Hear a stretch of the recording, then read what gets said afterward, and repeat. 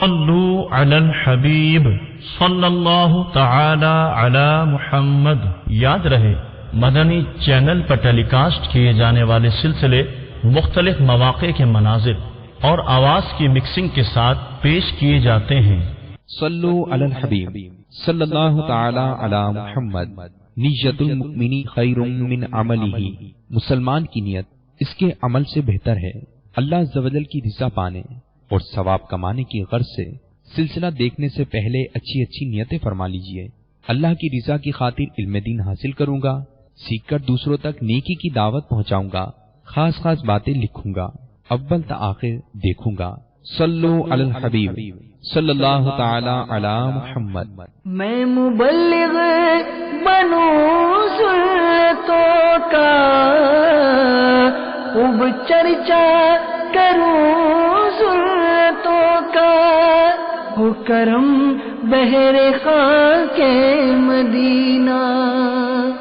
الحمدللہ رب العالمین، والصلاة والسلام علی سید المرسلین، اما بعد فاعوذ باللہ من الشیطان الرجیم، بسم اللہ الرحمن الرحیم۔ الصلاة والسلام علیک یا رسول اللہ، وعلى آلك وأصحابك يا حبيب الله،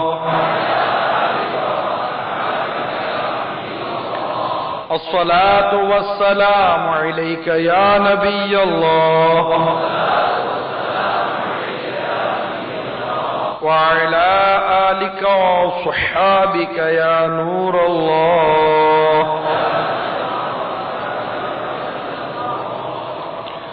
رحمت عالم نور مجسم شاہ بنی آدم صلی اللہ تعالی علیہ وآلہ وسلم کا فرمان علی شان ہے، تم اپنی مجلسوں کو مجھ پر درود پڑھ کر آراستہ کرو، تمہارا درود پڑھنا قیامت کے روز تمہارے لیے نور ہوگا۔ صلو علی الحبیب صلی اللہ تعالی علی محمد، توبوا الی اللہ، صلو علی الحبیب۔ ایک بزرگ فرماتے ہیں ایک شخص کی عادت تھی کہ وہ بادشاہوں کے درباروں میں جاتا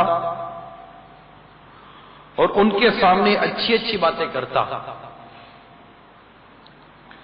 بادشاہ خوش ہو کر اسے انعام و اکرام سے نوازتے اور اس کی خوب حوصلہ افزائی کرتے۔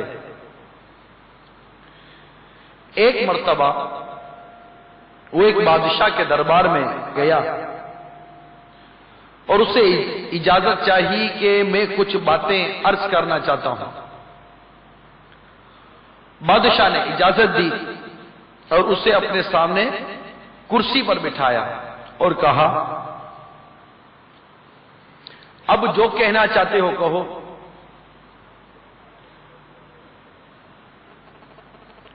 اس شخص نے نیکی کی دعوت دیتے ہوئے کچھ یوں بیان کیا، محسن کے ساتھ احسان کر اور جو برائی کرے اس کی برائی کا بدلہ اسے خود ہی مل جائے گا۔ محسن کے ساتھ احسان کر اور جو برائی کرے اس کی برائی کا بدلہ اسے خود ہی مل جائے گا۔ اس نے گویا یہ مدنی پھول بادشاہ کی طرف بڑھایا۔ بادشاہ اس کی یہ بات سن کر بہت خوش ہوا اور اسے انعام و اکرام سے نوازا۔ یہ دیکھ کر بادشاہ کے ایک درباری کو اس شخص سے حسد ہو گیا اور وہ دل ہی دل میں کرنے لگا کہ اس عام سے شخص کو بادشاہ کے دربار میں اتنی عزت اور اتنا مقام کیوں حاصل ہو گیا۔ بالآخر وہ حسد کی بیماری سے مجبور ہو کر بادشاہ کے پاس گیا اور بڑے خوشامدانہ انداز میں بولا، بادشاہ سلامت۔ ابھی جو شخص آپ کے سامنے گفتگو کر کے گیا ہے، اگرچہ اس نے باتیں اچھی کی ہیں، لیکن وہ آپ سے نفرت کرتا ہے اور کہتا ہے بادشاہ کو گندا دہنی یعنی منہ کی بدبو آنے کا مرض لاحق ہے۔ جب بادشاہ نے یہ سنا تو پوچھا تمہارے پاس کیا ثبوت ہے کہ وہ میرے بارے میں ایسا گمان رکھتا ہے؟ وہ حاسد بولا حضور اگر آپ کو میری بات پہ یقین نہیں آتا تو آپ آزما کر دیکھ لیں، اسے اپنے پاس بلائیں، جب وہ آپ کے قریب آئے گا تو اپنی ناک پر ہاتھ رکھ لے گا تاکہ اس سے آپ کے منہ سے بدبو نہ آئے۔ یہ سن کر بادشاہ نے کہا تم جاؤ، جب تک میں اس معاملے کی تحقیق نہ کر لوں اس کے بارے میں کوئی فیصلہ نہیں کروں گا۔ چنانچہ وہ حاسد دربار شاہی سے چلا آیا اور اس شخص کے پاس پہنچا جس سے وہ حسد کرتا تھا یعنی محسود۔ اسے کھانے کی دعوت دی، اس نے حاسد کی دعوت قبول کی اور اس کے ساتھ چل دیا۔ حاسد نے اسے جو کھانا کھلایا اس میں بہت سارا کچا لہسن ڈال دیا، اب اس سے منہ میں بدبو ہو جاتی ہے۔ چنانچہ اس نے کھانا کھایا، اب اس کے منہ میں ہو گئے بدبو۔ بہرحال وہ اپنے گھر آ گیا۔ ابھی تھوڑی دیر گزری تھی کہ بادشاہ کا قاصد آیا اور اس نے کہا بادشاہ نے آپ کو اب بھی دربار میں بلایا ہے۔ وہ شخص قاصد کے ساتھ دربار پہنچا، بادشاہ نے اس سے اپنے سامنے بٹھایا اور کہا ہمیں وہی کلمہ سنا جو تم سنایا کرتے ہو۔ اس شخص نے کہا محسن کے ساتھ احسان کر اور جو برائی کرے گا اس سے برائی کا بدلہ خود ہی مل جائے گا۔ جب اس نے اپنی بات مکمل کر لی تو بادشاہ نے اس سے کہا میرے قریب آؤ۔ وہ بادشاہ کے قریب گیا تو اس نے فوراً اپنے منہ پر ہاتھ رکھ لیا تاکہ لہسن کی بدبو سے بادشاہ کو تکلیف نہ ہو۔ جب بادشاہ نے یہ صورتحال دیکھی تو اپنے دل میں کہا کہ اس شخص نے ٹھیک کہا تھا کہ میرے متعلق یہ شخص گمان رکھتا ہے کہ مجھے گندا دہنی کا مرض لاحق ہے۔ بادشاہ اس شخص کے بارے میں بدگمانی کا شکار ہو گیا اور بلا تحقیق اس نے فیصلہ کر لیا کہ اس شخص کو سخت سزا ملنی چاہیے۔ چنانچہ اس نے اپنے گورنر کے نام اس طرح خط لکھا اے گورنر جیسے ہی یہ شخص تمہارے پاس پہنچے اسے ذبح کر دینا، یعنی اس کی گردن کاٹ دو اور اس کی کھال اتار کر اس میں بھوسا بھر دینا اور اسے ہمارے پاس بھجوا دینا۔ پھر بادشاہ نے خط پر مہر لگائی اور اس شخص کو دیتے ہوئے کہا یہ خط لے کر فوراً گورنر کے پاس پہنچ جاؤ۔ بادشاہ کی عادت تھی کہ جب وہ کسی کو کوئی بڑا انعام دینا چاہتا تو کسی گورنر کے نام خط لکھتا اور اس شخص کو گورنر کے پاس بھیج دیتا، وہاں اسے خوب انعام و اکرام سے نوازا جاتا۔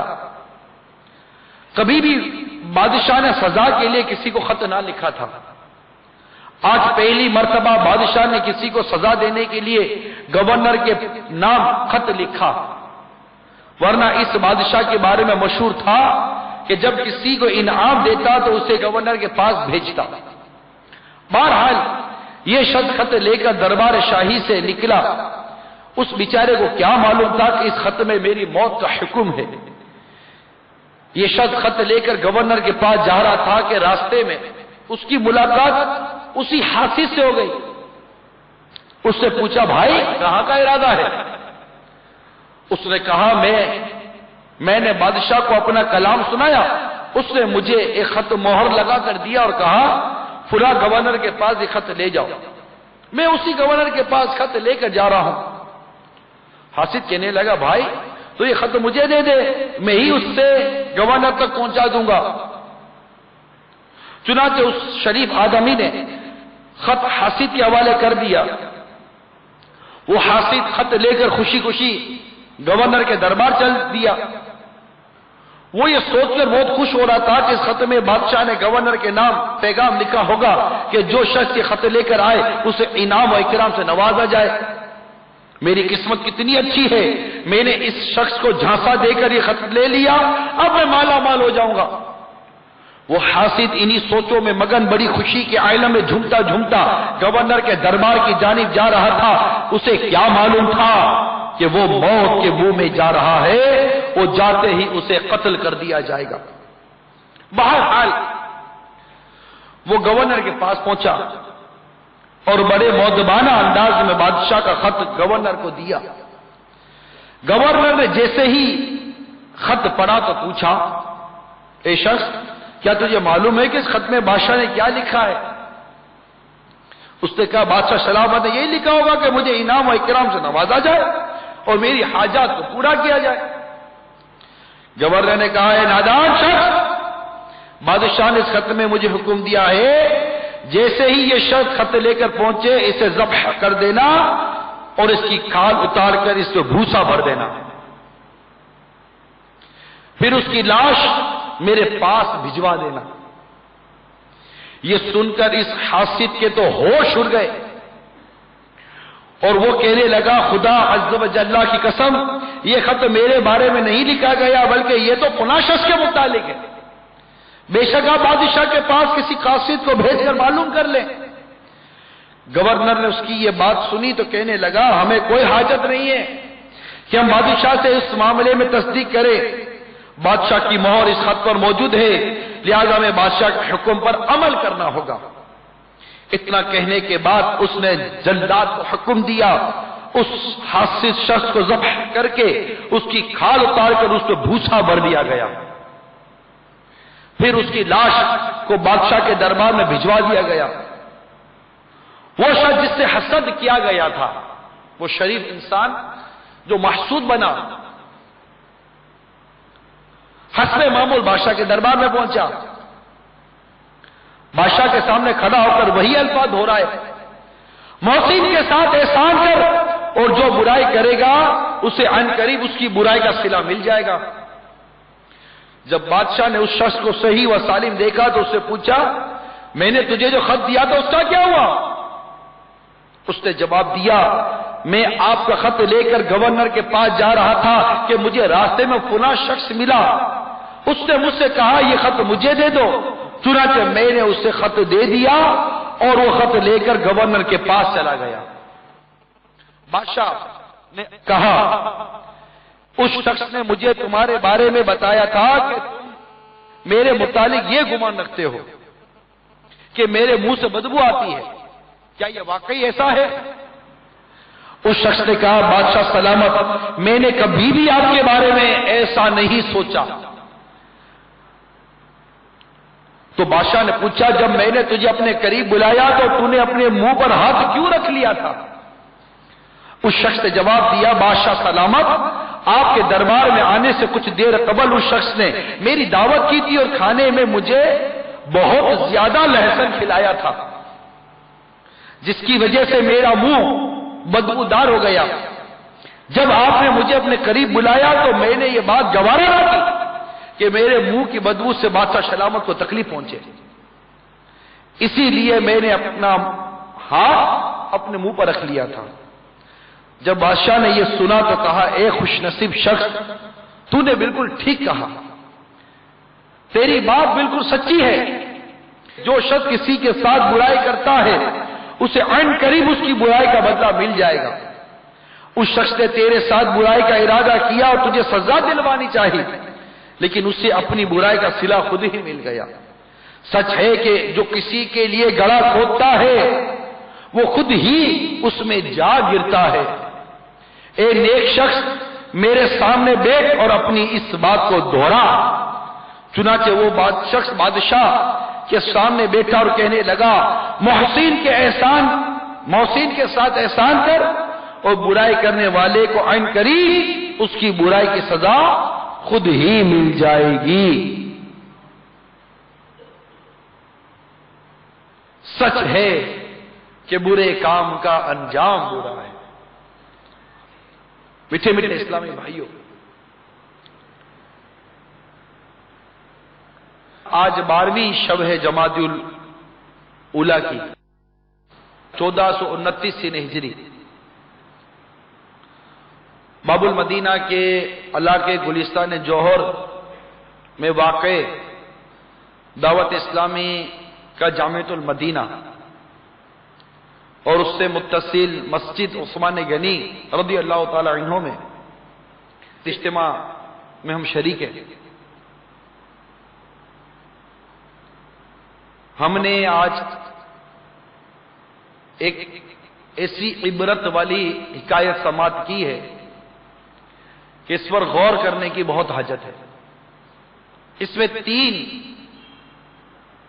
اشخاص ہیں، ایک وہ جو حسد کرتا ہے، ایک وہ جس سے بدگمانی کی، تیسرا وہ جس کے ساتھ حسد کیا گیا۔ اور ان تینوں کے بارے میں ہم نے یہاں سنا۔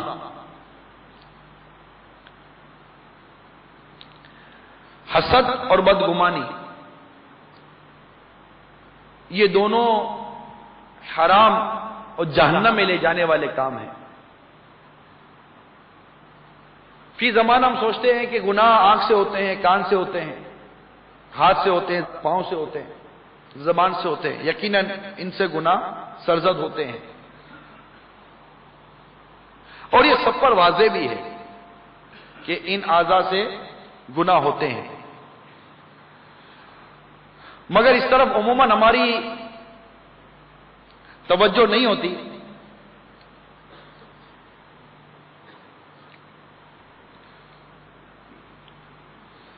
کہ سینے میں دھڑکنے والا دل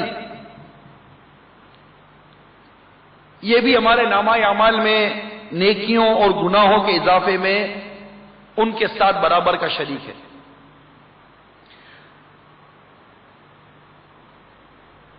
میدان محشر میں جہاں آنکھ سے سوال ہوگا، جہاں زبان سے سوال ہوگا، حساب کتاب لیا جائے گا، کان سے حساب کتاب لیا جائے گا، وہاں دل بھی ان کے ساتھ شریک ہوگا۔ پارہ 15 سورہ بنی اسرائیل کی آیت نمبر 36 میں ارشاد ہوتا ہے، ترجمہ کنز الایمان، بے شک کان اور آنکھ اور دل ان سب سے سوال ہونا ہے۔ اس آیت کے تحت علامہ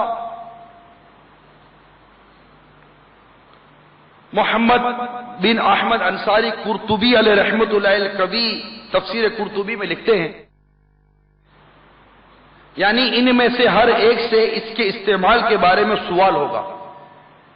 چنانچہ دل سے پوچھا جائے گا کہ اس کے ذریعے کیا سوچا گیا اور پھر کیا اعتقاد رکھا، جبکہ آنکھ اور کان سے پوچھا جائے گا کہ تمہارے ذریعے کیا دیکھا اور کیا سنا گیا۔ علامہ سید محمود آلوسی بغدادی رحمت اللہ تعالی علیہ الہادی تفسیر روح المعانی میں اس آیت کے تحت لکھتے ہیں، یہ آیت اس بات پر دلیل ہے کہ آدمی کے دل کے افعال پر بھی اس کی پکڑ ہوگی۔ مثلا کسی گناہ کا پختہ ارادہ کر لینا یا دل کا مختلف بیماریوں میں مثلا کینہ، حسد، یہی بدگمانی اور خود پسندی وغیرہ میں مبتلا ہو جانا۔ ہاں علماء نے اس بات کی صراحت فرمائی کہ دل میں کسی گناہ کے بارے میں محض سوچنے پر پکڑنا ہوگی، جبکہ اس کے کرنے کا پختہ ارادہ نہ رکھتا ہو۔ یعنی اس کو یوں سمجھیے، کسی فرد نے کسی گناہ کا ارادہ کیا، مثلا چلتے فلم دیکھتے ہیں، اب یہ تو خیال آئے گا فلم دیکھنی ہے، خیال آیا، اب وہ اٹھا اور اٹھ کر اس مقام پر آیا جہاں اس نے ٹی وی اور وی سی آر رکھا ہے۔ اب آتے ہی اس نے پہلے وی سی آر آن کیا، پھر ٹی وی آن گیا، پھر کیسٹ لگائی، جیسے کیسٹ لگائے ٹھاک بتی چلی گئی۔ اب بتی چلی گئی، اب کیا کرے گا؟ نہ ٹی وی چلے گا، نہ وی سی آر چلے گا، کچھ بھی نہیں چلے گا۔ یعنی ایک تو اس نے ارادہ کیا، گناہ کا ارادہ ہوا، اب اس نے اپنے ارادے کو عملی جامہ پہنانے کے لیے عمل کیا، اگرچہ وہ عمل پر پورا نہ اتر سکا لیکن اسے اس کا گناہ ملے گا. یہ یاد رکھیے، ارادہ اور عزم میں فرق ہے. تو اس نے ارادہ کیا، پھر اس ارادے کو عملی جامہ پہنانے کی اس نے کوشش کی، یہاں تک کہ وہ کسی وجہ سے ناکام ہو گیا. اور بعض ایسے بدقسمت ہوتے ہیں کہ اگر ایسے موقع پر لائٹ چلی جائے تو افسردہ ہو جائیں گے، موڈ خراب ہو جائے گا، لائٹ چلی گئی یار. اب یہ ایک اور گناہ، یعنی گناہ کرنا تو ایک گناہ ہے، گناہ میں کامیاب نہ ہونے پر افسوس کرنا یہ اس سے بڑا گناہ ہے، یاد رکھیے گا. تو وہ چلا تھا ایک گناہ کرنے کے لیے اور اب اس سے بڑے گناہ میں بھی مبتلا ہو گیا اور بے لذت گناہ اس کے نامہ اعمال میں آ گیا. کوئی لذت بھی نہ لی نا، کوئی لذت نہیں، دیکھا ہی نہیں. جیسے وہ ویگن والے ہوتے ہیں، سوزوکی والے ہوتے ہیں جو اپنے وہ پیچھے شیشے کے اوپر عورتوں کی تصویر رکھتے ہیں، بس والے ہوتے ہیں عورتوں کی تصویر پیچھے شیشے پر لگا کر رکھتے ہیں. اب وہ بیچارہ جس ڈرائیور نے یا جس نے بھی لگائی ہے وہ تو نہیں دیکھ رہا ہو تصویر کو، وہ تو پیچھے جو گاڑی چلا کر آ رہا ہے، موٹر سائیکل چلا کر رہا ہے، اس کی نظر پڑ رہی ہے تصویر کے اوپر، اور جس نے تصویر لگائی وہ تو دیکھ بھی نہیں رہا. اب وہ تصویر اس نے لگائی، دیکھ کوئی اور رہا ہے، وہ کہاں بیٹھا ہوا بے لذت گناہ اس کے نامہ اعمال میں آ رہا ہے کہ دیکھ کوئی اور رہا ہے. اگر وہ قصدن دیکھتا ہے، بار بار دیکھ رہا، جیسے دیکھا اور نظر جھکا لی تو ٹھیک ہے، لیکن اب وہ بھی ٹک ٹکی باندھ کر دیکھ ہی رہا ہے تو وہ تو اپنی آنکھوں کو حرام سے بھر رہا ہے، وہ تو گناہ کر رہا ہے، لیکن اس کا گناہ جہاں اس کو مل رہا ہے وہ تصویر لگانے والے کو بھی ملے گا. تو میرے مٹر پیارے اسلامی بھائیوں، دل یہ بھی نیکی کرنے اور گناہ کرنے میں تمام اعضاء کے ساتھ شریک ہوتا ہے. واقعی اگر ہم اپنے دل پر غور کریں تو یہ نتیجہ سامنے آئے گا کہ کبھی اس میں رحم غالب ہوتا ہے، یعنی قلب جو ہے نا، قلب منقلب ہوتا رہتا ہے، بدلتا رہتا ہے. قلب کی بڑی عجیب و غریب کیفیت ہوتی ہے. حدیث پاک میں آتا ہے دل کی مثال اس پر کسی ہے جو میدانی زمین میں ہو جسے ہوائیں ظاہر باطن الٹے پلٹے، بالکل الٹ پلٹ ہوتا رہتا ہے. اور قلب کو قلب اس لیے کہتے ہیں کہ وہ منقلب ہوتا رہتا ہے، بدلتا رہتا ہے. آپ دیکھیے کہ آپ اس اجتماع میں آئیں، تھوڑی دیر ذہن بنا ہوا چلو چلتے ہیں، چلو نہیں جاتے ہیں، پھر کہ چلو چلو نا، چلو چلتے ہیں، پھر دل میں آ رہا ہوگا بس میں اتر جاؤں گا راستے میں، نہیں چلو چلتے ہیں. اب یہاں آ کر بیٹھے تو یہاں بیٹھے بیٹھے چلو باہر نکلتے ہیں، اب بیٹھے رہو مسجد ہے، نہیں چلو باہر نکلتے ہیں. اٹھے پھر دل میں آئے چلو بیٹھے رہو. جیسے مجھے آنے میں تاخیر ہوئی، مجھے آنے میں تاخیر ہوئی تو کئیوں کو ہو گیا چلو آیا نہیں اب تک، چلو چلتے ہیں. تو نہیں چلو آئے ہیں تو بیٹھ لیتے. یہ دل ابھی کی بات کر رہا ہوں، آپ گھر سے یہاں تک آئے اور ابھی تھوڑی دیر بیٹھے ہیں، آپ کا قلب کتنی مرتبہ منقلب ہو چکا. کبھی اٹھنے کا دل، کبھی بیٹھنے کا دل، تو کبھی سننے کا دل، تو کبھی نہ سننے کا دل، تو کبھی کیا خیال، تو کبھی کیا خیال آتا ہے. تو قلب منقلب ہوتا رہتا ہے. کبھی دل کرتا ہے کہ بس عبادتوں کی، عبادت گزاروں کی فہرستوں میں نام لکھوا کر ہی دم لوں گا. تو کبھی دل ایسا ضد پر آتا ہے کہ کسی گناہگار، گناہ گاروں میں اپنا کوئی مثال نہیں چھوڑوں گا، ایسے گناہ کروں گا. کبھی عبادت کی طرف بھاگتے ہیں تو کبھی گناہوں کی طرف دل لے کر بھاگتا ہے. بالکل دل کے اندر عجیب سی کیفیت، کبھی تکبر دل میں آ جاتا ہے تو کبھی عاجزی کرنے کا دل ہوتا ہے، کبھی تکبر کرنے کی طرف بڑھتا ہے تو کبھی توبہ کی طرف بھی مائل ہو جاتا ہے. کبھی نماز میں خشوع اور خضوع آتا ہے تو کبھی بے توجہی اور زبردستی نماز پڑھنی پڑتی ہے. کبھی تہجد میں اٹھتے ہیں تو کبھی فجر کی نماز بھاری پڑ جاتی ہے. قلب منقلب ہوتا رہتا ہے. اسی طرح جامعۃ المدینہ کے طلباء غور کریں کہ کبھی پڑھتے ہیں تو ایسا دل کرتا ہے کہ پڑھتا ہی چلا جاؤں، اور کبھی کوئی کہتا بھی ہے چلو آج ہلکا لگا ہوا ہے پڑھ لیں، نہیں آج دل نہیں کر رہا. ہم 10 دفعہ کہتے دل نہیں جا رہا، دل نہیں چاہ رہا. کبھی کیا کھانے کا دل تو کبھی کیا کھانے کا دل. ایسا دل ہے کہ بدلتا ہی رہتا ہے. تو یہ دل کی کیفیت ہے. تو تو دل میں ہونے والی یہ تبدیلیاں انتہائی تشویشناک ہیں، یاد رکھیے۔ لہذا ہمیں اس کی طرف سے ہرگز کوتاہی نہیں برتنی چاہیے۔ اس کے لیے ہمیں اولاً بارگاہ الہی عز و جل میں قلب سلیم یعنی اچھی باتوں کا اثر قبول کرنے والے دل کا سوال کرنا چاہیے۔ ہمارے آقا صلی اللہ تعالی علیہ وآلہ وسلم جن کے قلبی اطہر سے جاری ہونے والے روحانی چشموں سے سارا عالم سیراب ہو رہا ہے، وہ بھی اللہ تعالیٰ کی بارگاہ میں اس طرح دعا کیا کرتے تھے، یا مقلب القلوب ثبت قلبی علی دینک، یعنی اے دلوں کو پھیرنے والے میرے دل کو اپنے دین پر قائم رکھ۔ تو میرے میٹھے میٹھے پیارے پیارے اسلامی بھائیوں، بارگاہ الہی عز و جل میں دعا کے ساتھ ساتھ اصلاح قلب کے لیے عملی کوشش کرنا بھی سخت ضروری ہے۔ اس کے لیے ہمیں سب سے پہلے اپنے دل کا محاسبہ کرنا چاہیے کہ فی الوقت ہمارے دل پر جن صفات کا غلبہ ہے ان میں کتنی صفات اچھی ہیں، مثلا سخاوت، اخلاص، رحم وغیرہ، کیا یہ اچھی صفات میرے دل میں موجود ہیں یا بری صفات میرے دل پر غالب ہیں؟ یعنی میرے دل میں حسد ہے، میرے دل میں بدگمانی ہے، تکبر ہے، بغض ہے، کیا ہے میرے دل کے اندر؟ پھر جو نتیجہ سامنے آئے پھر اس پر اپنی ترکیب بنانی چاہیے کہ اگر اچھی صفات زیادہ سامنے آتی ہیں اللہ کا شکر ادا کرے اور ان کے دوام کی کوشش کرے، بہتر سے بہتر کام انجام دے، اور اگر بری صفات سامنے تو ان کے ازالے کی کوشش کرے۔ انہی قلبی برائیوں میں دو برائیاں بھی میں نے بیان کی حکایت کے ذریعے، ایک حسد اور ایک بدگمانی۔ ایک حاسد نے ایک شخص کو دیکھا کہ اس پر انعام اور اکرام ہو رہا ہے، کیسا حسد کا شکار ہو گیا کہ اس پر انعام اور اکرام کیوں ہو رہا ہے؟ بادشاہ سلامت کے دربار میں اس کو مقام کیوں مل گیا؟ بادشاہ اس کو کیوں اپنے خواص لوگوں میں شامل کر کے اس پر نوازشات کر رہا؟ یہ حسد اس کے دل میں آ گئے۔ حسد